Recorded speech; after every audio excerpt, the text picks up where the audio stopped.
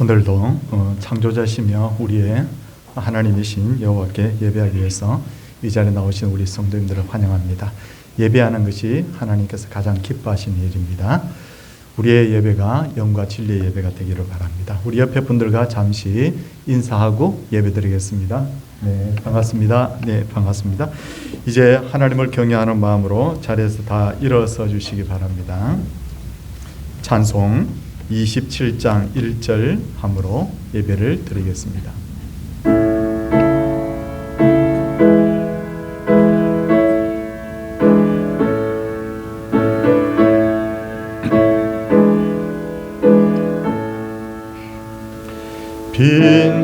빛나고 높은 보좌와 그 위에 앉으신 주 예수 영광이 해같이 빛나는 해같이 빛나는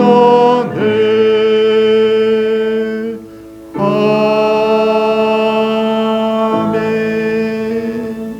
이제 자리에 착석해 주시기 바랍니다.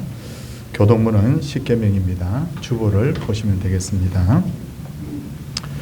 제1은 너는 나 외에는 다른 신들을 내게 두지 말라. 제2는 너를 위하여 새긴 상을 만지지 말고 또 위로 하늘에 있는 것이나 아래로 땅에 있는 것이나 땅 아래 흙속에 있는 것에 어떤 형상도 만지지 말고 이것들을 절하지 말며 이것들을 섬기지 말라. 제3은 너는 내 하나님 여호와의 이름을 망령되게 부르지 말라. 제5는 내 부모를 공경하라.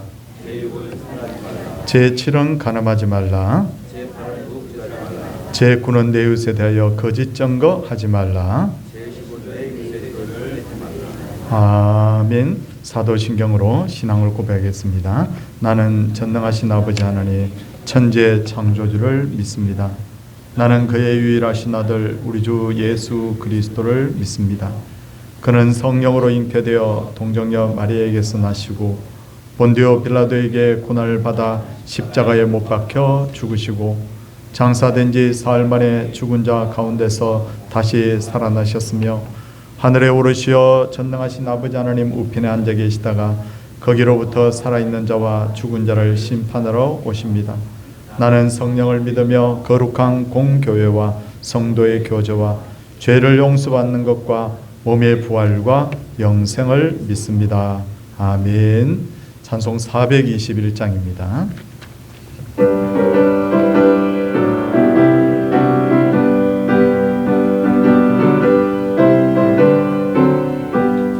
내가 예수 믿고서 죄사함 받아 나의 모든 것 다 변했네. 지금 내가 가는 길 천국 길이요 주의 피로 내 죄가 씻겼네. 나의 모든 것 변하고 그 피로 구속받았네. 하나님은 나의 구원 되시오니 내게 정죄함 없겠네. 주님 밝은 빛 뺏어 어둠에 치니 나의 모든 것 다 변했네. 지금 내가 주 앞에 온전케 되고 주의 공로를 의지함일세. 나의 모든 것 변하고 그 피로 구속받았네. 하나님은 나의 구원 되시오니 내게 정죄함 없겠네. 내게 성령 임하고 그 크신 사랑 나의 맘에 가득 채우며 모든 공포 내게서 물리치시니 내 맘 항상 주 안에 있겠네. 나의 모든 것 변하고 그 피로 구속받았네. 하나님은 구원 되시오니 내게 정죄하옵겠네. 이 시간 예배를 위해서 한재덕 집사님께서 기도 인도하시겠습니다.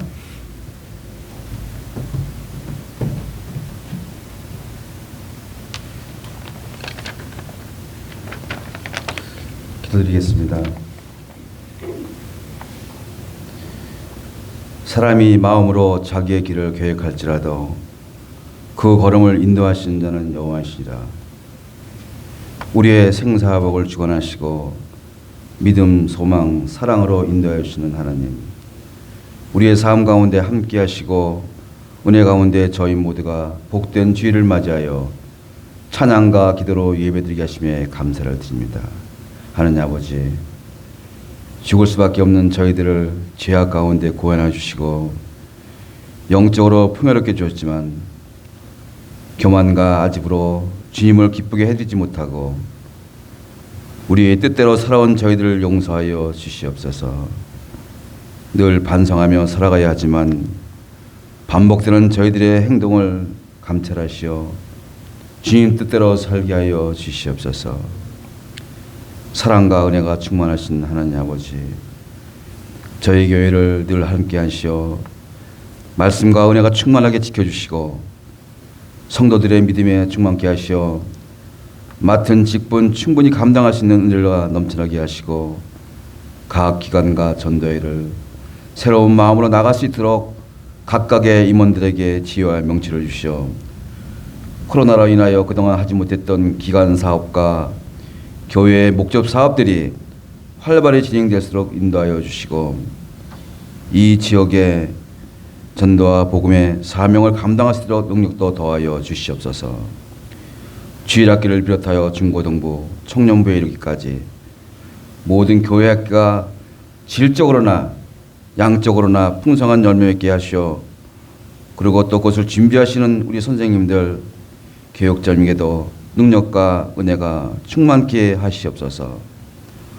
또한 오늘부터 3주간 신년 말씀 사강회를 통해서 말씀으로 도전받을 수 있도록 하여 주셔서 전도와 믿음과 직분으로 감당되는 하나님의 음성을 들을 수 있도록 준비하시는 세 분의 목사님에게 능력과 영적인 말씀의 권능을 나타내게 하시어 우리 모두가 기쁨되는 시간 되게 하여 주시고 오가는 모든 시간과 소통과 안전의 통행도 주님 함께하여 주시옵소서. 이 3주간의 말씀이 2024년도 영적인 지표가 될 수 있도록 준비하는 우리 모두 성도들 되게 하여 주시옵소서. 또한 우리가 이것을 통해서 우리 교회가 1년 동안 우리의 맡은 바 직분을 충분히 감당할 수 있고 내가 나가서 어떻게 할 수 있는 방향도 스스로가 감당할 수 있도록 주님 함께하여 주시옵소서. 우리나라와 우리 민족을 사랑하시고 함께하여 주시는 하나님 아버지, 정치적으로나 경제적으로나 국민들의 어려움이 없도록 지켜주시고 세계 방방곡곡에 전쟁으로 인한 모든 것들이 종식되게 하시며 천재지변과 기근으로 인한 고통받는 모든 사람들이 어려움이 없도록 은혜 주시오며 남북한의 긴장이 해소될 수 있도록 각국의 위정자들이 자국의 국민들을 위한 평화의 정책이 될 수 있도록 지혜를 주시고 혈맹과 동맹의 수레바퀴가 잘 조화되어서 안보의 문제가 잘 해결될 수 있도록 은혜 내려 주시옵소서. 또한 추운 전방에서 각 지역에서 수고하시는 국군 장병들에게 건강과 마음의 위로도 함께하여 주시고 또 그 가정들도 주님 함께하여 주시옵소서. 또한 세계 방방곡곡 지역마다 파견되어 있는 우리 선교사님, 거기서 말씀을 증거하실 때에 복음의 사명을 감당하시고 선교 사업이 그것의 풀뿌리가 될 수 있도록 주님 함께해 주시며 선교사님의 음성을 들으시고 각 지역마다 한 명의 생명을 중히 여기시는 주님께 주님의 말씀과 동행하게 하시어 건강하고 가정도 안정적으로 은혜 내려 주시기를 기도드립니다. 감사하신 하나님 아버지, 저희 교회에 연로하신 성도님들이 건강을 지켜주시고 병모와 질병 속에 계신 성도님들을 아픔의 고통 속에 치료의 은사를 주시어 회복시켜 주시며 우리 장로님, 권사님, 집사님 모두가 우리 모든 권속들이 건강 가운데 맡은 바 직분을 감당하시도록 주님 인도하여 주시옵소서. 또한 우리 담임 목사님 늘 강건하시고 주님의 인도하여 주시며 목회 사업에 강한 말씀의 능력을 나타내게 하시고 또한 가정도 지켜주셔서 우리가 은혜 가운데 우리 목사님과 우리 모든 성도들이 하나가 될 수 있는 귀하고 복된 시간들만 되게 하여 주시옵소서. 이제 저희들이 말씀을 들을 수 있는 은혜의 시간입니다. 하나님 아버지, 이것을 영상으로 시청하는 성도님들과 함께 할 수 있는 기쁨 되게 하시고 언제나 찬양으로 예배 드릴 수 있도록 기쁨 주시는 우리 호산대 찬양대 복을 내려주시며 모든 성도가 은혜의 시간 되게 하여 주시옵소서. 감사하신 예수님 이름으로 기도드리옵나이다. 아멘.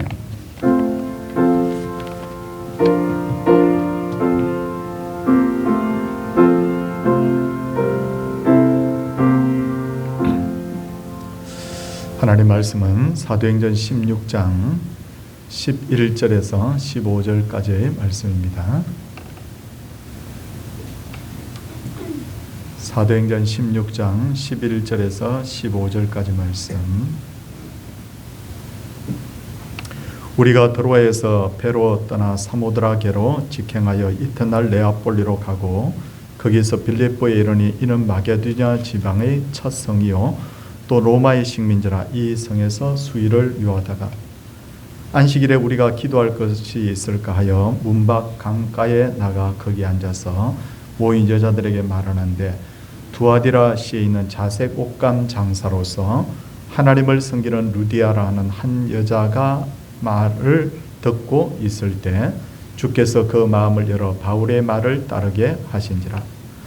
그와 그 집이 다 세례를 받고 우리에게 청하여 이르되 만일 나를 주 믿는 자로 알거든 내 집에 들어와 유하라 하고 강권하여 머물게 하니라. 아멘. 호산나 찬양대 하나님께 찬양을 올려 드리도록 하겠습니다.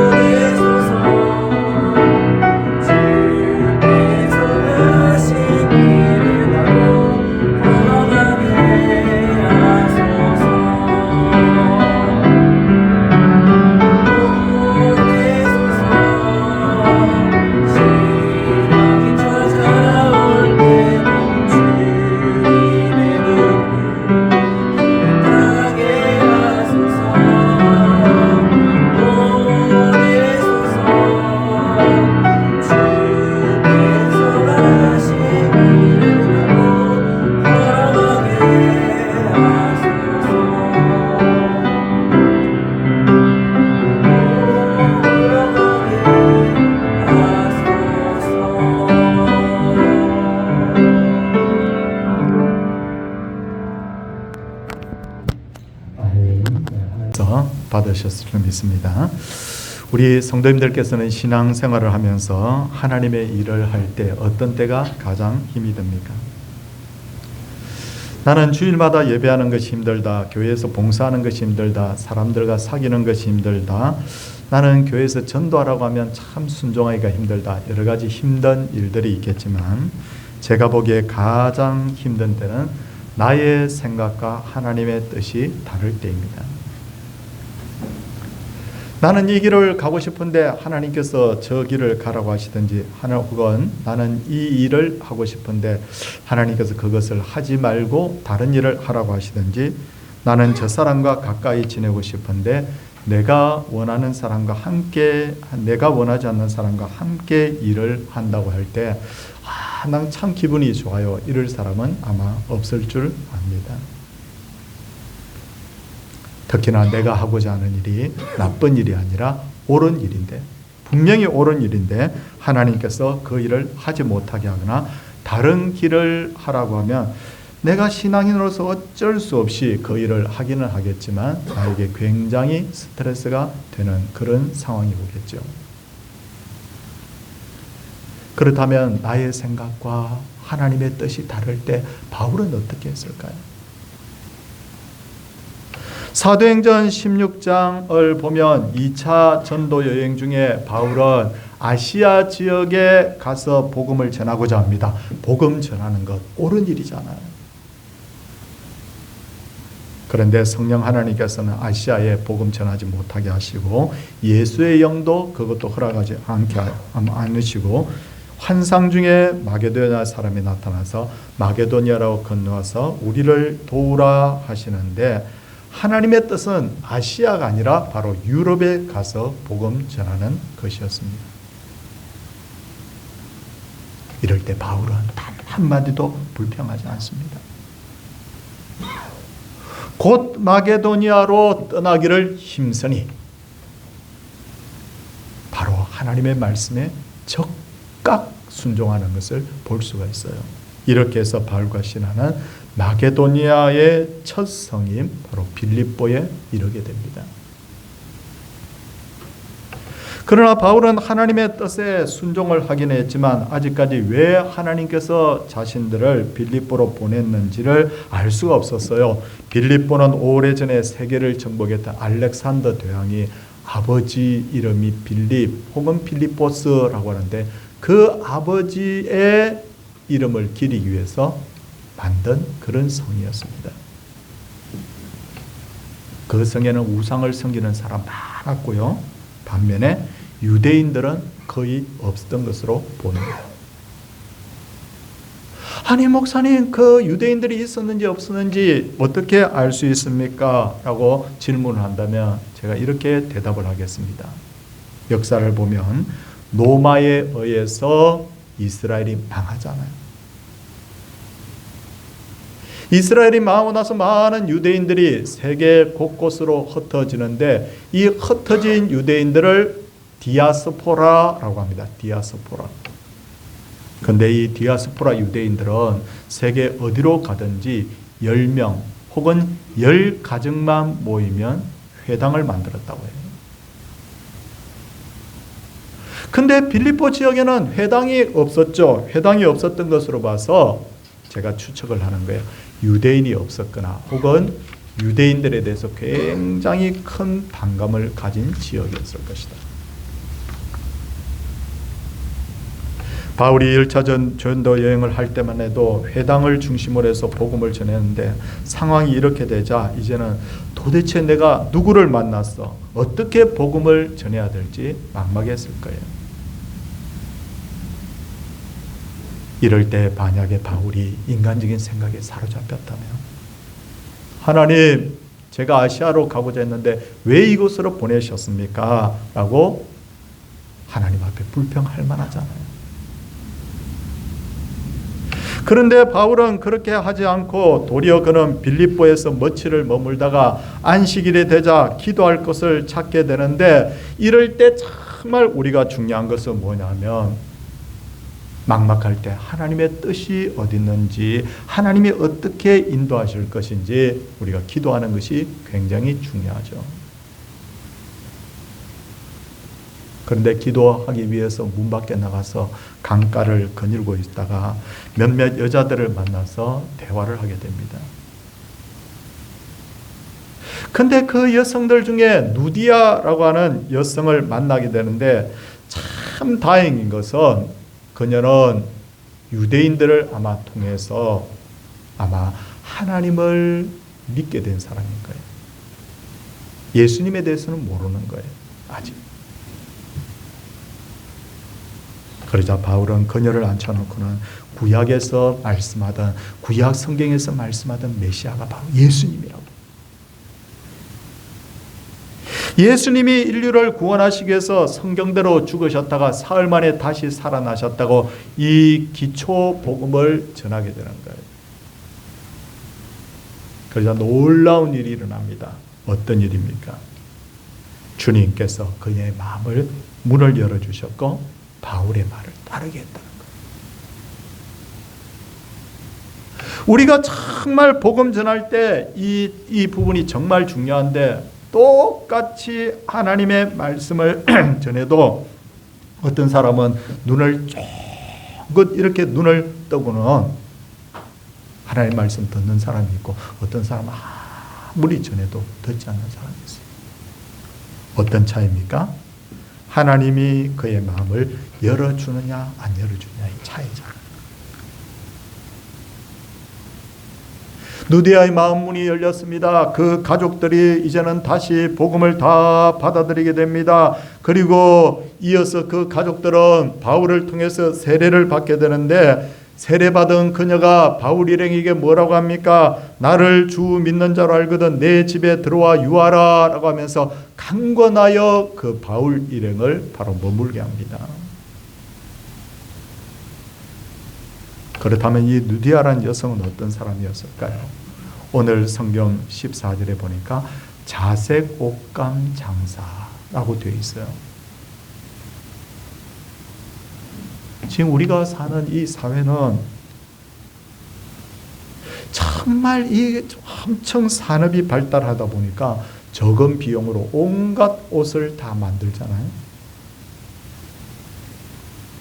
그런데 2000년 전에 바울이 살았던 시대에는 화학산업이 발달하지 않아가지고요. 색깔 옷을 제대로 만드는 게 너무너무 힘들었다는 거예요. 특히나 자색 옷 있죠. 자색 색소. 그러니까 약간 붉은빛과 약간 청빛이 같이 이렇게 도는 이 자색 안료를 만들기 위해서는 1.5g. 1.5g이 어느 정도입니까? 우리가 라면 서프가 한 10g 정도 그렇게 되잖아요. 그거에 한 10분의 1 정도 되는 거죠. 그 작은 1.5g의 그 자색 안료를 만들기 위해서는 뿔 고동 꼬리 부분을 1200개를 절단을 해서 그것을 녹여내야 된다는 거예요. 그러다 보니까 이 자색 옷 안료는요. 1kg 가격이 낮을 때는 1000만 원, 높을 때는 2000만 원, 1kg 가격이. 이 옷이 너무 이 자색 옷감이 너무 귀했기 때문에 왕이나 높은 귀족이나 엄청난 부자, 보통 부자가 아니라 엄청난 부자들만 이 옷을 입게 되었는데 우리가 누가복음 16장을 보면 거지 나사로가 나오잖아요. 거기 부자가 나오지 않습니까? 그 부자에 대해서 성경이 뭐라고 합니까?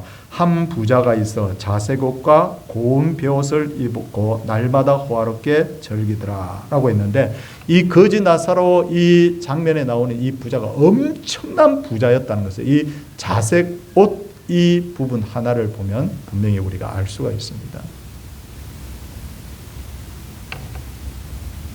서민하고 부자하고 옷을 고르는 기준이 다르잖아요.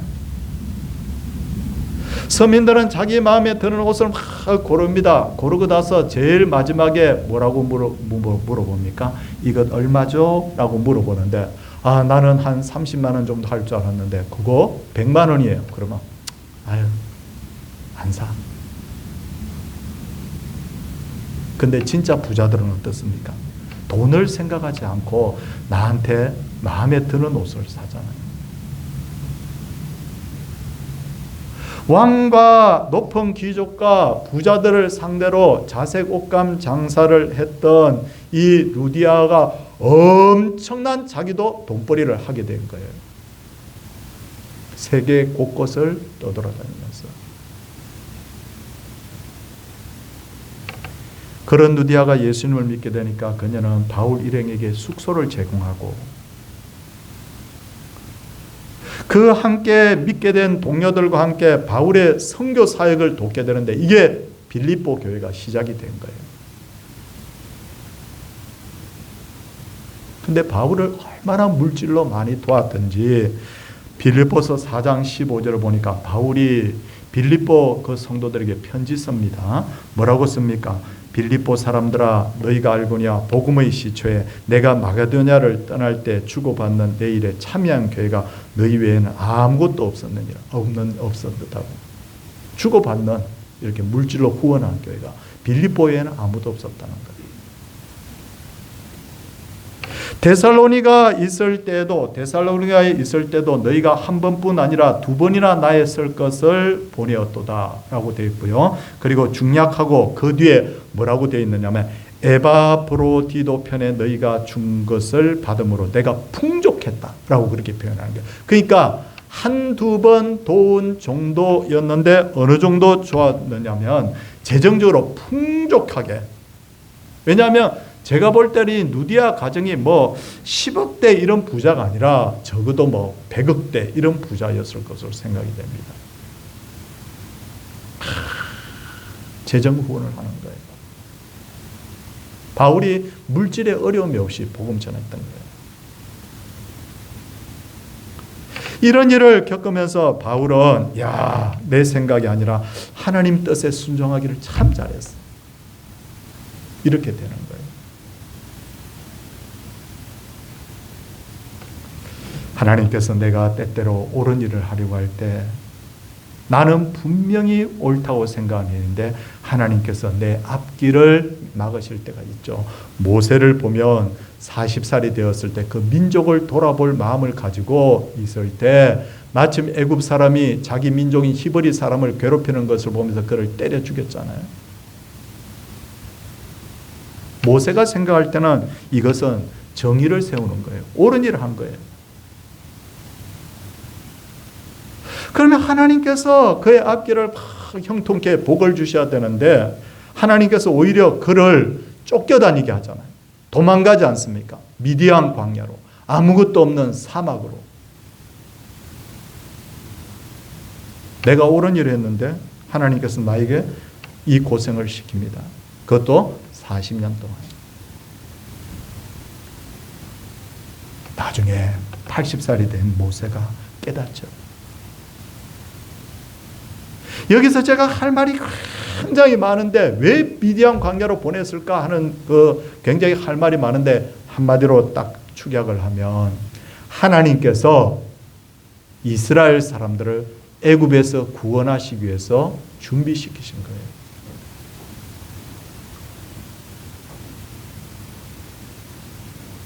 다시 말씀드리지만 하나님께서 우리의 앞길을 막을 때 있어요. 아니 어떤 때는 생각지 않은 길을 가게 할 때도 있고요. 어떤 때는 기가 막힌 웅덩이에 빠지게 할 때도 있고요. 여러분들도 그렇고요. 저도 마찬가지예요. 근데 참 답답한 것은 우리는 이거 잘 몰라요. 왜 하나님께서 이렇게 하시는지. 이럴 때 우리가 바울처럼 기도의 자리를 찾아야 되는데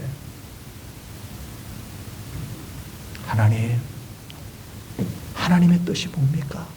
그리고 그 뜻대로 제가 순종할 수 있게 해주십시오. 우리가 기도하는 거예요.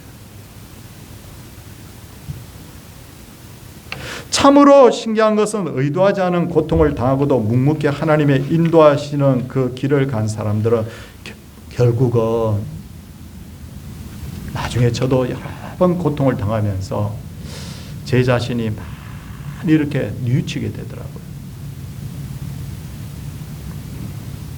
하나님이 더 겸손해지라고 하는구나. 하나님이 나를 꺾을 때 시간이 지나고 보니까 나중에 보니까 하나님이 새로운 길을 막 열어가시더라고요.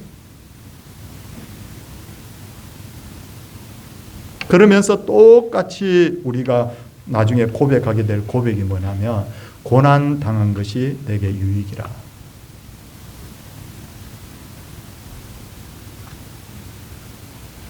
이제 바울 일행은 누디아의 도움을 받아서 본격적으로 복음 전할 준비를 합니다. 그리고 다시 기도하러 갑니다. 그런데 바울 일행이 기도하러 가다가 점을 치는 귀신 들린 여종 하나를 만나게 되는데 몇몇 사람들이 그 여종을 통해서 돈벌이를 하고 있었어요. 근데 그 귀신 들린 여종이 계속해서 바울 일행을 따라다니면서 전도하는 걸 회방을 합니다. 그래서 바울이 그 여종을 향하여서 예수 그리스도의 이름으로 내가 내게 명하노니 그에게서 나오라 라고 했을 때 그 귀신이 즉시 그에게서 나옵니다. 그러자 이게 문제가 생겼어요. 그 여종을 통해서 돈벌이 하던 주인들이 수입이 끊어져 버린 거예요. 그래서 이 바울과 실라를 잡아서 관리들에게 끌고 가는데 이렇게 정직하게 고발해야 되잖아요. 이 사람이 우리가 데리고 있던 여종을 고쳐줬기 때문에 돈벌이 못하게 됐다. 이렇게 해야 되는데 이 사람들은 정직하게 고발하지 않습니다. 그런 이야기 절대 안 합니다. 왜? 자기 속이 빤히 다 보이니까. 뭐라고 고발합니까? 이 사람들이 유대인인데 우리 성을 심히 요란하게 하여 로마 사람인 우리가 받지도 못하고 행하지도 못할 풍속을 전한다. 그러니까 이 도시를 시끄럽게 한다는 거예요. 자기들 진짜 고발한 거 뭐예요? 돈벌이 못하게 됐다 이건데 이 말 안 합니다.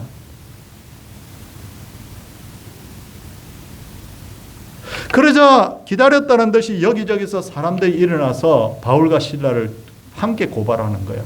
사람들이 누군가 돌을 던질까 말까 이러고 있다가 한 사람이 돌을 탁 던지면 그때부터 막 던지잖아요.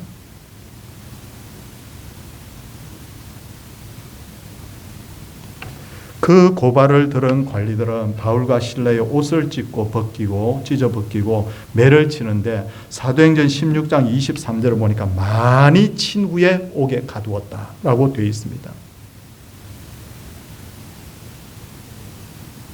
여러분, 우리 억울하면 못 참잖아요. 바울과 실라 같은 일을 당했다면 억울해서 어떻게 참아요? 아니 귀신 들린 여종을 고쳐주었으면 고맙다는 인사를 들어도 부족할 텐데 거짓으로 고발당해. 거기다가 매를 때려 발가벗겨졌어요. 감옥에 가두어졌어요. 거기다가 성경을 보니까 발에 착고까지 채워졌어요. 매 맞는 것도 힘든데 너무너무 가슴을 치면서 억울해할 거 아니에요? 하나님 이게 뭐죠 도대체?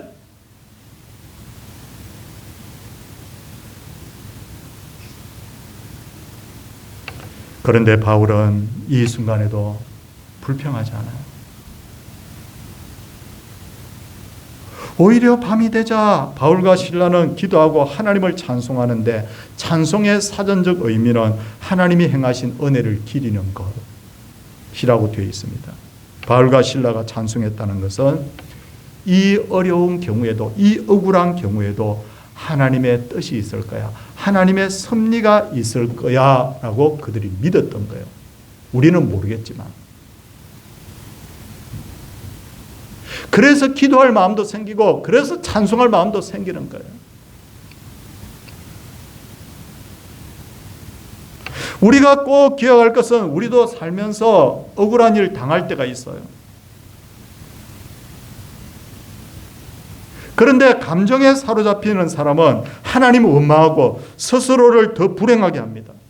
찬송 기도가 안 나와요.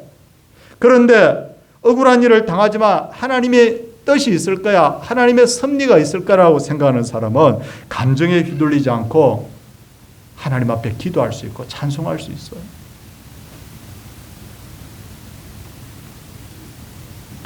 바울과 실라가 밤중에 하나님을 찬송하자 감옥에 갇혀있던 죄수들이 그 소리를 들었습니다. 그들이 뭐라고 했을까요? 참 특이한 놈들이구나. 옷이 다 찢어져 가지고 지금 옷이 다 벗겨져 가지고 저렇게 많이 매를 맞고 지금 온몸이 퉁퉁 붓고 지금 채찍 맞은 자국이 쭉쭉 몸에 있는데도 불구하고 하나님 하면서 찬송해요. 참 특이한 놈들이군.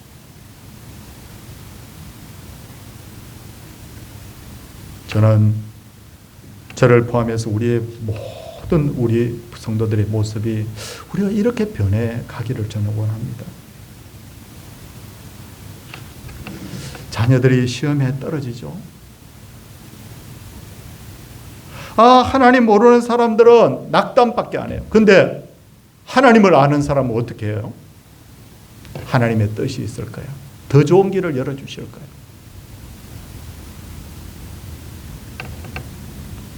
병원에 갔습니다. 정말 너무 어려운 어떤 상황을 맞게 되었습니다. 옆에 있는 환자들은 낙담합니다. 그런데 똑같은 병에 걸린 예수 믿는 사람은 이 일을 통해서 반드시 하나님께서 선을 이루실 거예요. 그러면 옆에 있는 환자들이 뭐라고 할까요? 참 특이한 사람이네요.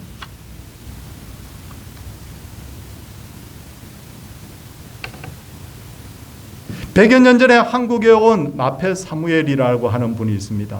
우리나라 이름으로 개명을 했습니다. 마포 삼열이라고. 평양에서 거리에서 전도하는데 김익두라는 깡패가 짱돌을 던져가지고 이 턱이 부서졌어요. 양심은 있었던지 김익두는 집에 돌아갔는데 집 밖을 나가지를 못하겠어요. 불안해서. 왜? 그 서양 선교사 놈이 자기를 분명히 경찰에 고발할 거라고 생각했거든요. 근데 아무리 기다려도 경찰이 오지 않아요, 집에. 나중에 설금설금 며칠 후에 밖에 나가 보니까요. 그 마포 삼열 선교사가 이 상처를 이렇게 동여매고는 거리에 서서 하나님은 당신들을 사랑합니다 하고 복음 전하고 있는 거예요. 충격받았어요. 참 어떻게 저럴 수가 있을까? 그러던 중에 서왈론이라고 하는 분을 통해서 복음을 듣게 되고요. 이 김익도라는 사람 완전히 바뀌어집니다. 나중에 목사님이 되고요. 나중에 순교자가 되고요. 엄청나게 많은 교회를 세우고.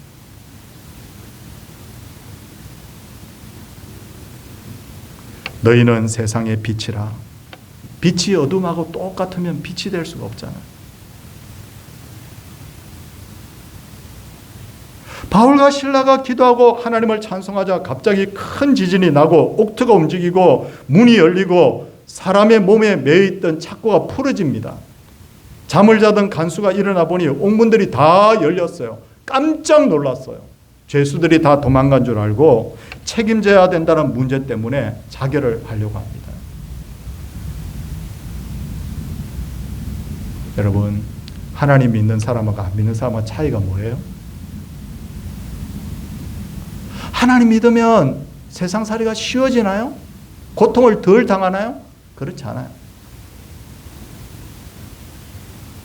하나님 믿는다는 것 때문에 오히려 더 억울한 일을 당해도 참아야 되는데요. 하나님 믿는 사람하고 하나님 안 믿는 사람하고 다른 게 뭐냐면 똑같은 어려움을 당해도 반응이 달라요. 하나님 믿는 사람은 고난당하면 하나님이 왜 이런 고통을 주실까 하고 더 하나님 앞에 기도하잖아요. 근데 하나님 안 믿는 사람은 세 가지 현상을 나타냅니다. 고통스러운 일이 있으면 첫째, 남을 욕하든지 아니면 자기를 비하하든지 아니면 최후의 순간에 탁 죽어버릴까. 딱 그거잖아요.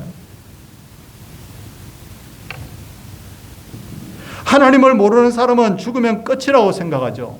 근데 성경은 우리에게 뭐라고 말씀합니까? 한 번 죽는 것은 사람에게 정해진 것이요 그 위에는 심판이 있다. 여러분, 절대로 아무리 어려운 일이 있어도 자살하면 안 돼요.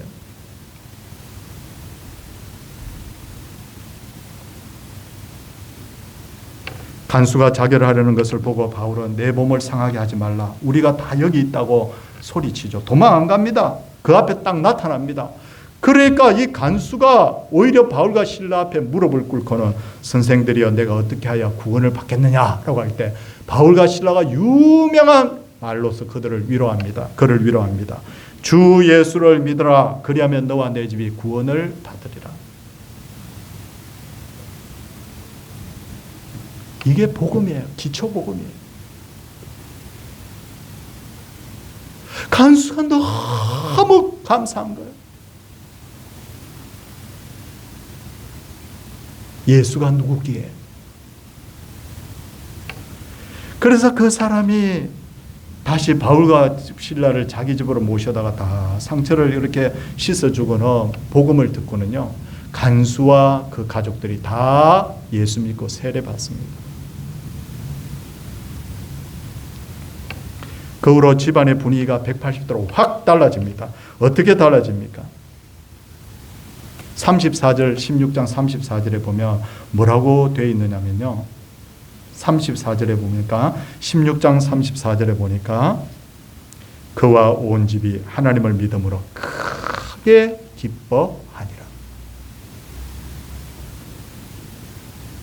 불과 몇 시간 전만 해도 자살하려고 했던 사람이 와 너무 감사해. 내가 예수를 알게 되다니 너무 감사하면서 자기 인생이 완전히 바뀌어져 버리는 거예요. 사랑하는 성도님들,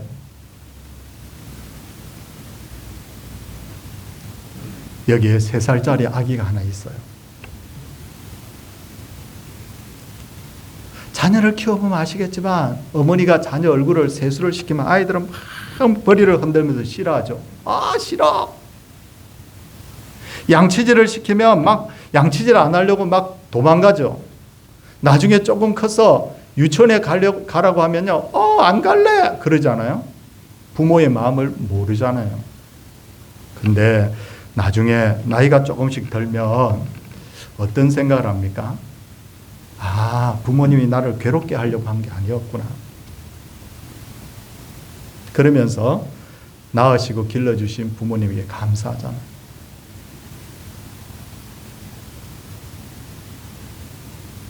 우리도 똑같습니다. 아니 하나님이 왜 나한테 그런 고통을 주는지 몰라요. 왜 내 뜻대로 내가 바라는 대로 안 해주는지 우리가 모른다고요.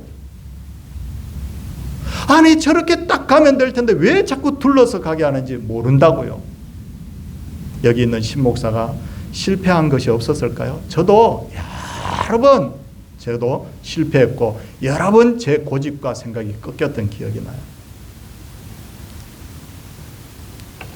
아프더라고요. 굉장히 힘들더라고요.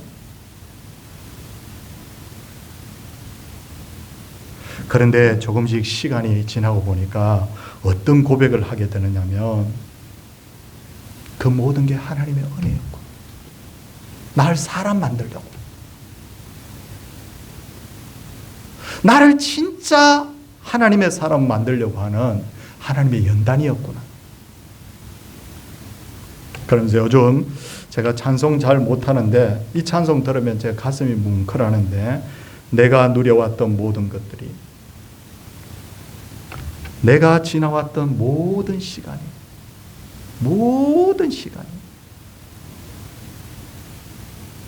걸어왔던 모든 순간이 당연한 것 아니라 은혜였어. 당연한 게 아니에요. 모든 게 하나님의 섭리예요. 하나님은 당신의 사랑하는 그 성도들을 절대 나쁘게 하지 않습니다. 이것을 안다면 어떤 순간에도 우리는 기도하고 찬송할 수 있습니다.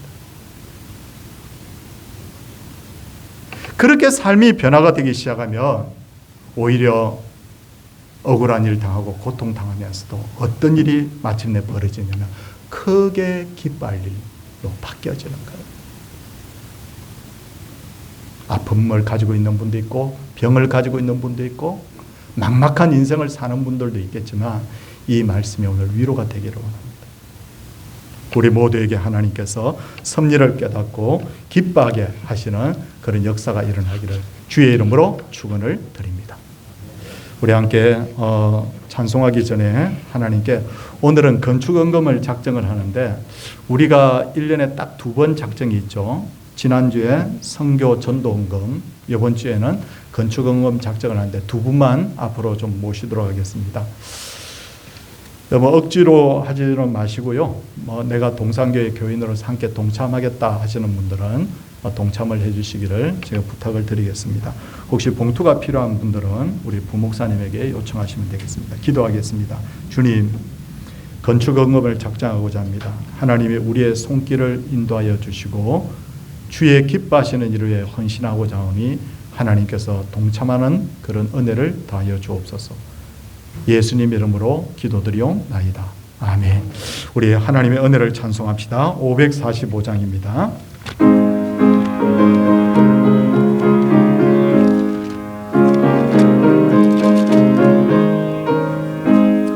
이 눈에 아무 정관이 베어도 믿음만을 가지고서 늘 걸으며 이 귀에 아무 소리 아니 들려도 하나님의 약속 위에 서리라.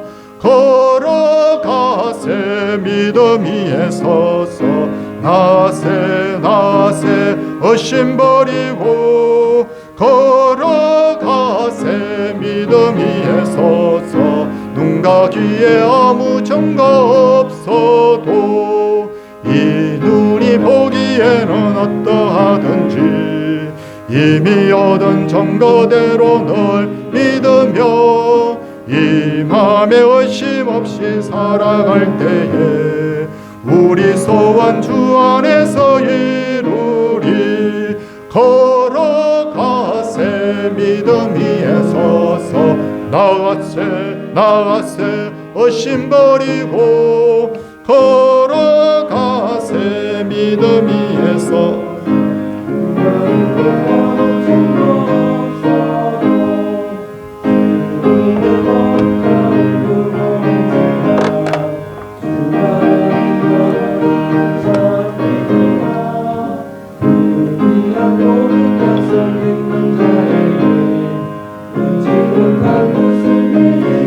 있을까. 걸어가세 믿음 위에 서서 나가세 의심 버리고 걸어가세 믿음 위에 서서 눈과 귀에 아무 증거 없어도.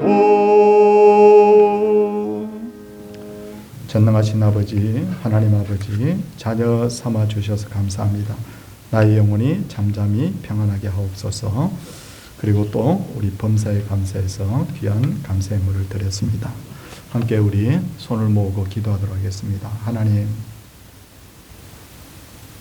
여기 함께 일부 예배를 드리는 성도들 중에는 고민이 없는 사람 아무도 없고 지금까지 살아오면서 고통당해보지 않는 사람이 아무도 없고 억울한 일 당해보지 않는 사람 아무도 없고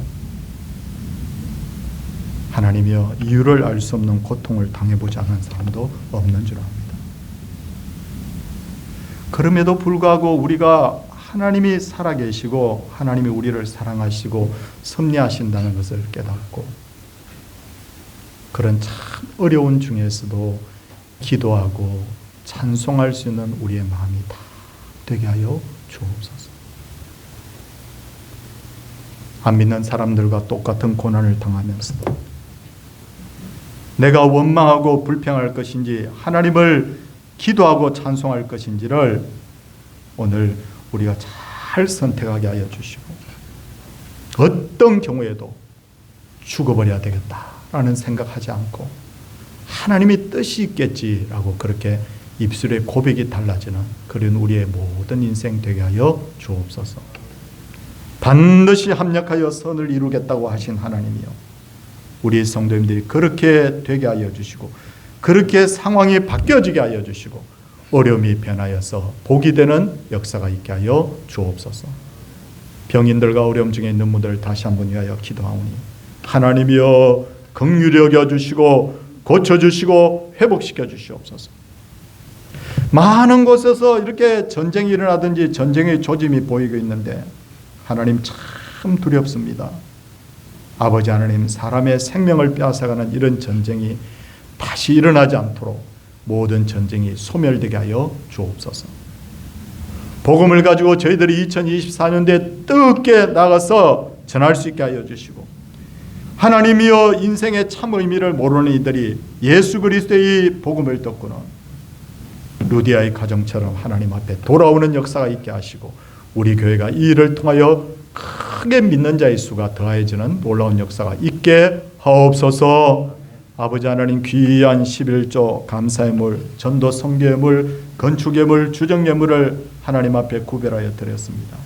하나님 받으시고 하나님 앞에 예배하고 헌물 드리고 헌신한 모든 분들에게 상을 주시되 흔들어 넘치도록 차고 넘치기까지 하나님이여 복으로 채워 주옵소서. 하나님이면 우리가 족합니다. 예수님 이름으로 기도 드리옵나이다. 아멘. 620장 일어서셔서 우리 함께 1절 찬송하겠습니다.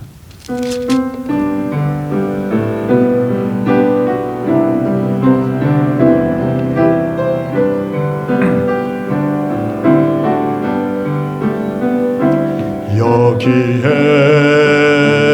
모인 우리 주의 은총 받은 자여라. 주께서 이 자리에 함께 계심을 아노라. 언제나 주님만을 찬양하며 따라가리니 시험이 당할 때도 함께 계심을 믿노라. 믿음 주시옵소서. 이 믿음 더 굳세라. 주가 지켜주신다. 어두운 밤에도 주의 밝음 인도하여 주신다.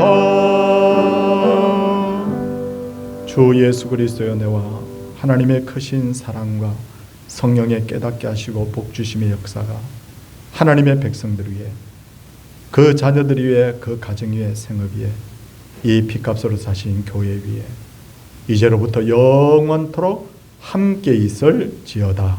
아멘.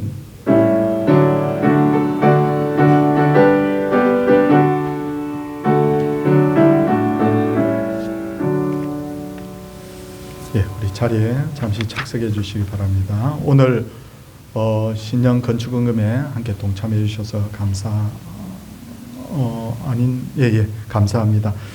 그리고 오늘 3부 예배는 건축위원회 헌신 예배이면서도 또 신년 말씀상에게 첫날입니다. 그래서 오늘 우리 한 집사님께서도 기도해 주셨듯이 우리 오시는 목사님들 위해서 또 말씀 듣는 저희들 위해서 함께 우리 마음문 열리게 해달라고 기도하고, 그리고 우리 청년부들도 함께해서 우리 같이 은혜 받읍시다. 2월 18일 우리 윷놀이가 있는데 이 문의는 우리 한재득 집사님께 문의를 해주시면 되겠습니다.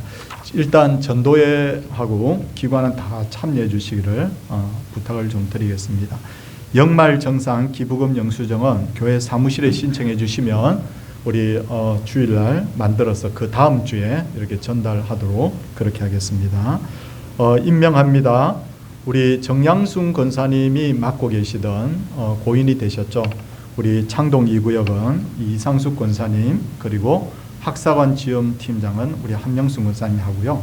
그리고 할렐루야 찬양대원으로 우리 정란희 집사님과 우리 이로운 우리 청년이 이렇게 함께 봉사하게 되었습니다. 여러분 옆에 분들을 한번 보시기 바랍니다. 얼굴 가만히 보시면 고민 없는 사람 한 사람도 없어요. 한 사람도 없는데 아유 죽어버릴까? 예, 그렇게 하면 안 됩니다. 어떻게 하나님의 뜻이 있을 거야. 더 좋은 길 주실 거야. 그렇죠? 자, 우리 옆에 분 축복하며 같이 할렐루야로 인사하겠습니다. 할렐루야.